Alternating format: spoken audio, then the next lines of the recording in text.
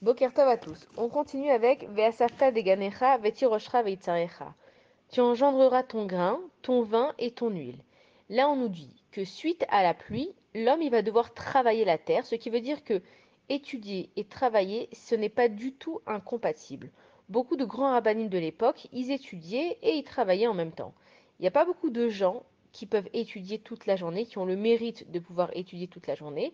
Mais l'essentiel, c'est de trouver un moment pour étudier. Alors maintenant, pourquoi on parle spécialement de ces trois éléments-là? C'est que nos sages, ils nous disent qu'à partir du moment où un bébé il va commencer à manger du grain, alors à ce moment-là, son intelligence, elle va commencer à se développer. Et encore plus, un grain qui provient de la terre d'Eretz Israël, dans un environnement de cacheroute et de spiritualité adéquate. La vigne, donc le vin, les vignes en Israël, elles sont gardées conformément à la loi et elles ont aussi une sainteté spéciale qui empêcherait l'homme saint d'en subir les effets néfastes. Et l'huile qui est produite en Eretz Israël, elle est utilisée aussi pour allumer les Hanoukiot, pour allumer les bougies de Shabbat. Et en fait, elle est là pour éclairer l'esprit du juif pour mieux comprendre la Torah.